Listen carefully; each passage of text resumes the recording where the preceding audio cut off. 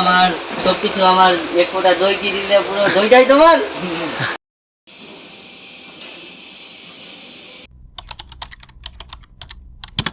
Hello everyone, this is our new vlog আর আজ যাচ্ছি আমরা গোয়া মালুর টু গোয়া। পুরো স্টেপ বাই স্টেপ তোমাদের দেখাবো কী করে যাবো, কতটা এনজয় করছি। আর আমার সাথে যাচ্ছে, দেখাচ্ছি কারা কারা যাচ্ছে।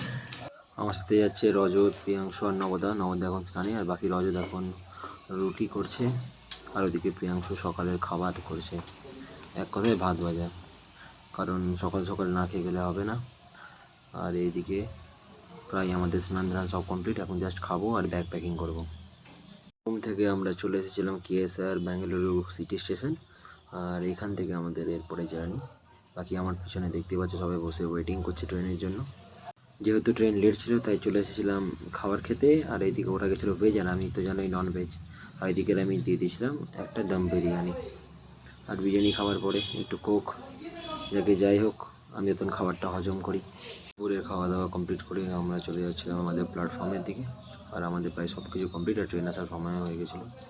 আর এই দেখতে পাচ্ছ পিছনে আমার সাঙ্গ পাঙ্গগুলো সব। কেএসআর রেলওয়ে স্টেশন থেকে চলে এসেছিলাম আমরা যশবন্তপুর রেলওয়ে স্টেশন, আর আমাদের ট্রেনটা দাঁড়িয়ে রয়েছে প্ল্যাটফর্ম নাম্বার 9-এ, তাই আমরা যাচ্ছি সবাই প্ল্যাটফর্ম নাম্বার 9। জাস্ট ওয়েদারটা দেখো, অসাধারণ।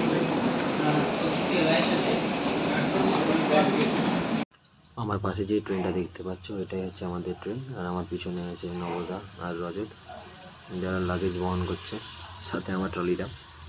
আর আমাদের সাথে আরও দুইজন যাবে, কার্তিক আর সৌরভ, বাকি ওরা সামনে ওয়েট করছে। এই যে সাথে ওদের সাথে প্রিয়াংশুও রয়েছে।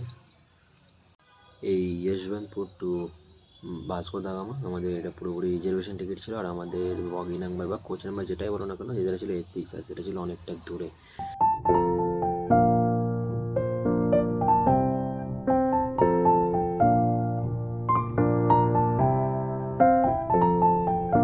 অলরেডি আমরা কোচের সামনে চলে এসেছিলাম, এটা হচ্ছে আমাদের A6 কোচ।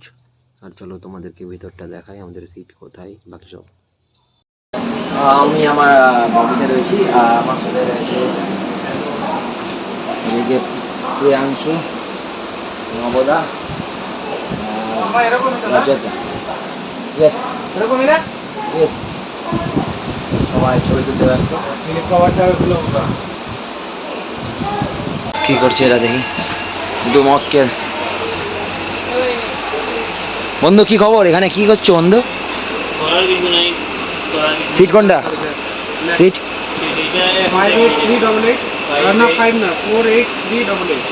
বাঙালিদের বাঙালি জোগাড়, খাবারের ব্যবস্থা দেখো কি আছে, আলু ভাজা আর এদিকে পরোটা। ওপেন আমার ফার্স্ট ওপেন কর। পরোটাটা আমি বানিয়েছি, মাখলাম আমি, বেললাম আমি, ডায়লগটা দিতে হবে। আর ডায়লগটা তুমি মারছো লাস্টে, যে বানালা তুমি। দুধ আমার সবকিছু আমার এক ফোঁটা দই কি দিলে পুরো দইটাই তোমার। ডায়লগটা কোথায় যেন চেনা চেনা চেনা চেনা।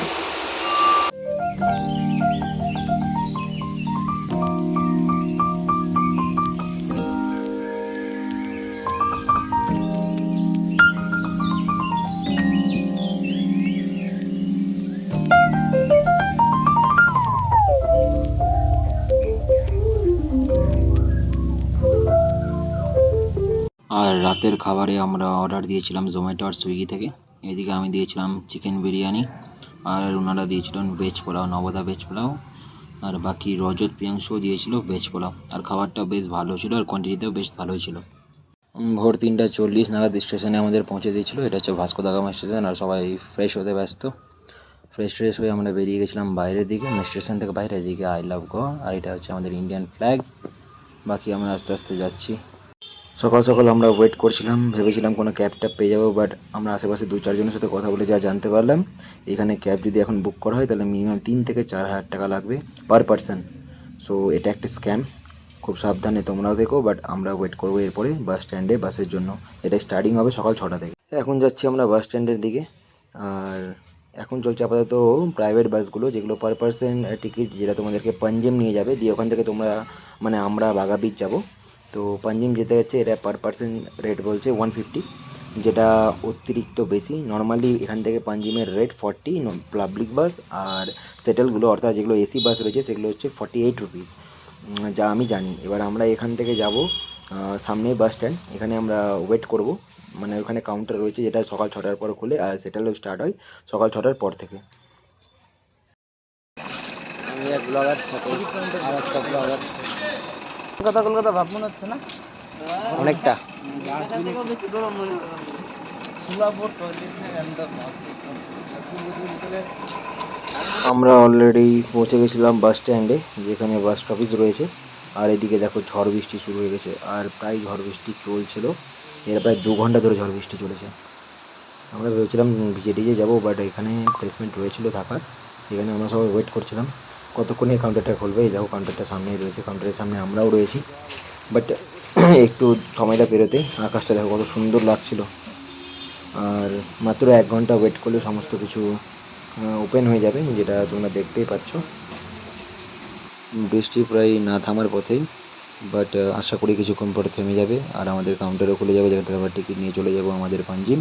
এখান থেকে চলে যাব আমরা আমাদের বাগা বিচ, ওখানে আমাদের হোটেল বুক করা। বাস ভিউটা বেশ ভালোই ছিল। আর তোমরা যারা যারা চ্যানেলে নতুন এসেছো চ্যানেলটা সাবস্ক্রাইব করে নিও, আর ভিডিওটা কেমন লাগলো তা কমেন্টে অবশ্যই জানিও। আর নেক্সট পার্ট আমি মেনশন করে দিলাম, তোমরা যাও সেকেন্ড পার্টটাও দেখো, বাগা বিচ সিরিজ।